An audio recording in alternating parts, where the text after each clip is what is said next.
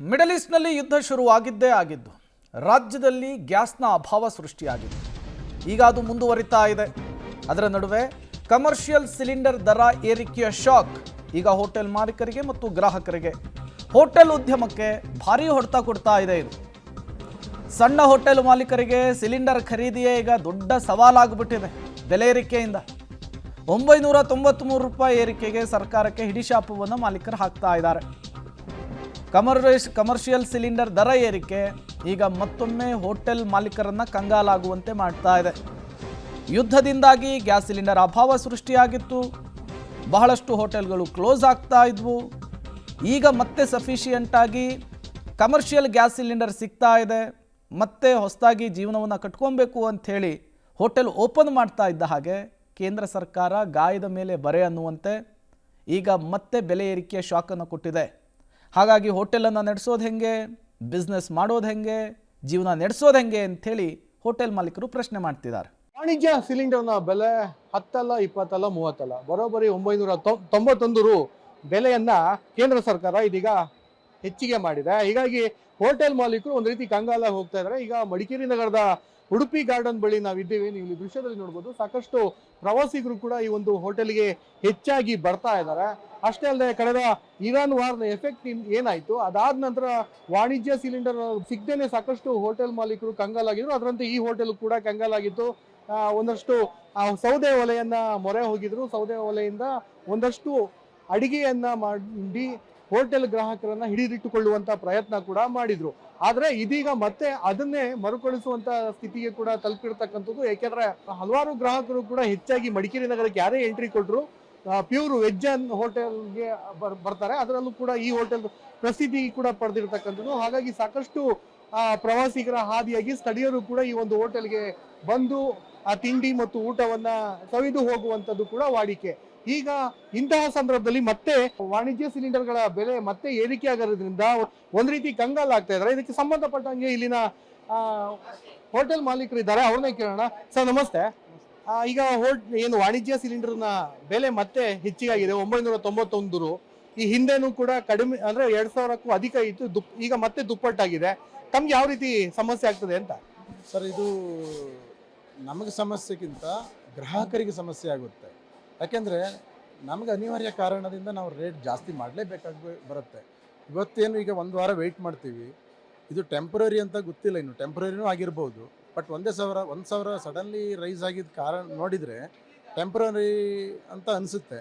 ಆದ್ದರಿಂದ ಈಗ ನಾವು ಕಸ್ಟಮರ್ ಮೇಲೆ ಹಾಕಬೇಕಾಗತ್ತೆ. 15 to 20% ರೈಸ್ ಮಾಡುವಂಥ ಪರಿಸ್ಥಿತಿ ಬಂದುಬಿಟ್ಟಿದೆ. ಈಗ ಒಂದು ರೀತಿ ನಾವು ಕೂಡ ಹೈರಾಣ ಆಗ್ತಿದ್ದೀವಿ. ಸೌದೆ ಒಲೆ ಇರುವಂಥವ್ರು ಒಂದು ರೀತಿ ಬ್ಯಾಲೆನ್ಸ್ ಅನ್ನ ಮಾಡ್ಬೋದು. ಸೌದೆ ಒಲೆಯನ್ನೇ ಬಳಕೆ ಮಾಡದಿರ್ತಕ್ಕಂಥ ಕೆಲವು ಹೋಟೆಲ್ ಅವರು ಮುಚ್ಚುವಂಥ ಪರಿಸ್ಥಿತಿ ಕೂಡ ತಲುಪಿದ್ದಾರೆ ಅನ್ನೋದು ಹೋಟೆಲ್ ಮಾಲೀಕರ ಅಳಲಾಗಿರ್ತಕ್ಕಂಥದ್ದು. ಕ್ಯಾಮ್ರಾಮನ್ ಶಿವ ಜೊತೆ ಮಲ್ಲಿಕಾರ್ಜುನ್, ಪಬ್ಲಿಕ್ ಟಿವಿ, ಮಡಿಕೇರಿ.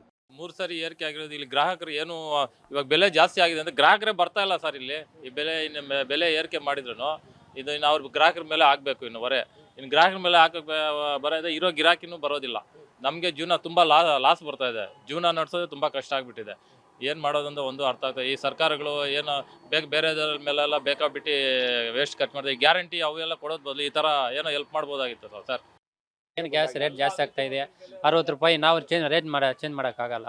ನಾವು 60 ರೂಪಾಯಿ ಅಂದರೆ ಯಾರು ತಗೋನಲ್ಲ. ಯಾಕೆ ಅದೆಲ್ಲ ಕೇಳಲ್ಲ. ಏನು ಗೊತ್ತಾ, 60 ರೂಪಾಯಿ ಅಂದರೆ ತಿನ್ನೋಕ್ಕಲ್ಲ. ಬೇರೆ ಕಡೆ 50 ರೂಪಾಯಿ ಕೊಡ್ತಾರೆ, ಏನು ಹೋಗ್ತಾ ಇರ್ತಾರೆ. ನಮ್ಮ ಹತ್ರ ಬಂದು ಕಸ್ಟಮರ್ ಬರಲ್ಲ, ನಿನ್ನಲ್ಲ. ಏನು ಗೊತ್ತಾ, ಇವಾಗ ನಾವು ಬಾಡಿ ಕಟ್ಟಬೇಕು. ಇದೆಲ್ಲ ನಮಗೆ ತೊಂದರೆ ಇರುತ್ತೆ. ಸ್ವಲ್ಪ ಏನೋ ಕಮ್ಮಿ ಮಾಡಿದ್ರೆ ನಮಗೆ ಬಿಸ್ನೆಸ್ ಬಗ್ಗೆ ಸ್ವಲ್ಪ ಏನೋ ವ್ಯಾಪಾರ ಮಾಡ್ಕೊಂಡು ಹೋಗ್ಬೋದು. ಎಲ್ಲ ರೇಟ್ ಜಾಸ್ತಿ ಮಾಡ್ತಾ ಇದ್ರೆ ನಾವು 4 ದಿನ ಗ್ಯಾಸ್ ಹಾಕೋಕ್ಕಲ್ಲ, ನಾವು ಕ್ಲೋಸ್ ಮಾಡೋ ವ್ಯಾಪಾರ.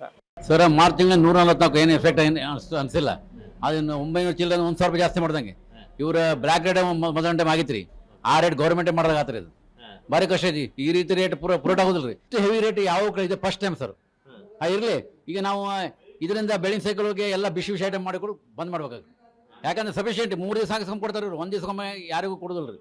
ಅಷ್ಟು ಮಾಲ್ ಸಪ್ಲೈ ಡೀಲರ್ಗೆ ಇರುವುದಿಲ್ಲ. ಹೀಗಾಗಿ ನಾವು 12 ಮೇಲೆ ಪುರಿ ದೋಸೆ ಎಲ್ಲ ಬಂದು 1 ಐಟಮ್ ಮಾಡಿ ಕುಂದಿರ್ಬೇಕು ರೀ. ವ್ಯಾಪಾರ ಕಡಿಮೆ, ಇದು ರೇಟ್ ಜಾಸ್ತಿ. ಇದೇ ರೀತಿ ಮುಂದುವರೆದ್ರೆ ನಿಜವಾಗಿ ಹೋಟೆಲ್ ಬಂದಾಗ ಪರಿಸ್ಥಿತಿ ಸರ್. ನಾಳೆ ಧರಣಿ ವಿಧಾನಸಭೆ ಮುಂದೆ ಕುಂದಿರ್ತದೆ ಹೇಳಿಬಿಟ್ರೆ ಅವರು. ಇದು ನಮಗೆ ಭಾರಿ ಹೆವಿ ಅನಿಸಿದೆ, ಪದ್ಧತಿ ಸರಿಯಲ್ಲ ಅಂತೇಳಿ. ಹೌದು ಸರ, ನಿನ್ನೆ ನಮ್ಗೆ ಅದು 3,000ವರೆಗೂ ನಾವು ತೊಗೋತಾ ಇದ್ವಿ.